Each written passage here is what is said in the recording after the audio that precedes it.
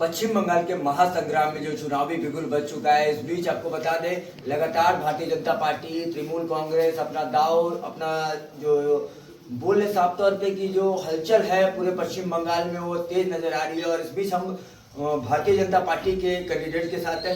दादा, किस तरह का माहौल पश्चिम बंगाल में देखने को मिल रहा है आपको? এই মহল খুব পরিবর্তনের একটা মহল দেখা যাচ্ছে এবং এই পরিবর্তন হবে এটা সময়ের অপেক্ষা। জনগণ যেভাবে তৈরি হয়েছে, মানসিকভাবে তৈরি হয়েছে, তার যে 15 বছরের যে দুঃখ এবং কষ্ট, অনুন্নয়ন সব কিছু মিলে এটা সুন্দর পরিবর্তনের একটা মহল তৈরি হয়েছে। दादा, एक सवाल आपसे करना चाहूँगा। आप इस क्षेत्र से आते हैं, क्षेत्र में जो स्वास्थ्य की स्थिति है बहुत खराब है। आप सड़कों का हाल देखे होंगे, अगर कोई आदिवासी अगर बीमार हो जाता है इस क्षेत्र में तो उसके लिए एम्बुलेंस जाने का सड़क का रास्ता नहीं है। क्या लगता है, तृणमूल कांग्रेस की सरकार 15 सालों में कोई काम नहीं कर पाई, अगर इस बार आती है तो किस तरह का माहौल बन जाएगा फिर से? देखिए, तृणमूल कांग्रेस का सरकार जो पिछले बार 5 साल पहले जब आया था, उन्होंने एक इशू उठाया था जो गांव के जितने भी कच्चा रास्ता है सबको पक्का बना देंगे। लेकिन उनका जितना भी जो भी उन्होंने बोला था इलेक्शन के पहले 5 साल उनका कोई भी उनका विधायक या कोई सांसद या कोई भी अंचल का प्रधान या कोई भी इन कच्चे सड़क में एक बार भी देखने के लिए नहीं आया है। लेकिन उधर प्रधानमंत्री ग्रामीण सड़क योजना का जितना भी अर्थ व्यय हुआ है हमारा पश्चिम बंगाल में दिया हुआ है काम करने के लिए, गांव के रास्ता बनाने के लिए, उधर आप थोड़ा सा आगे जाइए, देखिए 100 मीटर रास्ता हुआ है। देखिए, अगर 20 किलोमीटर का एक रास्ता है या 10 किलोमीटर का रास्ता है, 1 किलोमीटर बना हुआ है, बाकी 3 किलोमीटर फाका मिट्टी का है। फिर जाकर 500 मीटर बना दिया, बाकी 3 किलोमीटर मिट्टी का है। ऐसे ऐसे करके और पूरा लोअर मटेरियल देकर इधर का रास्ता बनाया है और इधर का रास्ता 1 साल भी नहीं जाता है, वो गिर जाता है। दादा, यहाँ का जो तृणमूल कांग्रेस का कैंडिडेट है उस पर कई आपराधिक मामले पहले से दर्ज है। आपको क्या लगता है कि जनता में कहीं ना कहीं आक्रोश का माहौल उसको लेकर भी है? जनता सब जानता है, जनता जनार्दन जनदेवता वो सब जानता है। और इस बार भारी कीमत से वो लोग दिखा देंगे जो यहाँ का जो विधायक है वो पूरा के पूरा व्यर्थ है। हमारे इस क्षेत्र का जो आदिवासियों है, जितना भी जनजाति का, जितना भी कुंभकर से लेकर जितना भी कम्युनिटी का जितना भी लोग इधर है, कुर्मी लोग है या आदिवासी लोग है, सबको उन्होंने एकदम एक तरीका से एकदम साइड में रखा है और अपने खुद की विकास में वो लगा हुआ है। दादा, इधर शिवेंदु अधिकारी ने दावा किया है 200 सीट लाएंगे, उधर अभिषेक बनर्जी ने भी कहा है कि 50 सीट भी भारतीय जनता पार्टी को इस बार नहीं आने वाला है, भारतीय जनता पार्टी इस बार बंगाल से साफ हो जाएगा।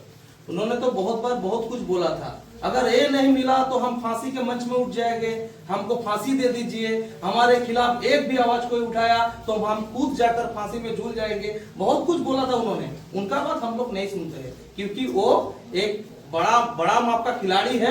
उन्होंने राजनीति कभी तक नहीं किया है और ये जंगल महल का राजनीति अलग राजनीति है। उन्होंने कोलकाता का बाबू है, कोलकाता में बैठ के बहुत कुछ बोल दिया, लेकिन जंगल महल जो ये स्थान है ना, ये लड़ाई का, ये आंदोलन का भूमि है। इधर से अगर लोग नहीं जाएंगे, इधर से आंदोलन नहीं होता है तो कभी भी सरकार नहीं परिवर्तन होता। अगर जंगल महल से डाक नहीं उठता, जंगल महल में आंदोलन नहीं होता तो कभी भी वामफ्रंट सरकार का परास्त नहीं होता। आज पीसी से पीसीमा हो जाता, दीदी से दीदीमा हो जाता। दादा, इस बार भारतीय जनता पार्टी राम राज स्थापित करने जा रहा है। बोले तो रोजगार, शिक्षा का जो स्थिति पूरे पश्चिम बंगाल में है वो किस तरह का है लोगों ने देखा है, तो राम राज का मतलब शिक्षा है किस तरह का प्रोग्रेस कराएंगे? राम राज मतलब रामचंद्र, मर्यादा पुरुषोत्तम श्री रामचंद्र ने सबको लेकर सबके साथ विकास किया। उन्होंने आदिवासी के साथ भी था, नर बालर सबको लेकर लड़ाई किया और उनका राज्यसभा में मंत्री से लेकर सब लोग विभिन्न जाति से बिलोंग करता थे। तो इसलिए सबका साथ सबका विकास हमारा मोदी जी का जो मंत्र है, उन मंत्र के साथ हम राम राज का प्रतिष्ठा करेंगे। जो राम राज में परिवार तंत्र नहीं चलेगा, राजतंत्र चलेगा, प्रजातंत्र चलेगा, प्रजा की हित में काम होगा, परिवार की हित में नहीं है। अभी जो सरकार चल रहा है वो पीसीओ भाइपों का सरकार चल रहा है, परिवार तांत्रिक सरकार चल रहा है। लेकिन राम राज एक ऐसा राजतंत्र है जहां पर परिवारवाद नहीं चलेगा। शायद रामचंद्र जी भी सीता जी को वनवास में भेज दिया था, लव कुछ को वनवास में था, वो परिवार को लेकर नहीं भावा है।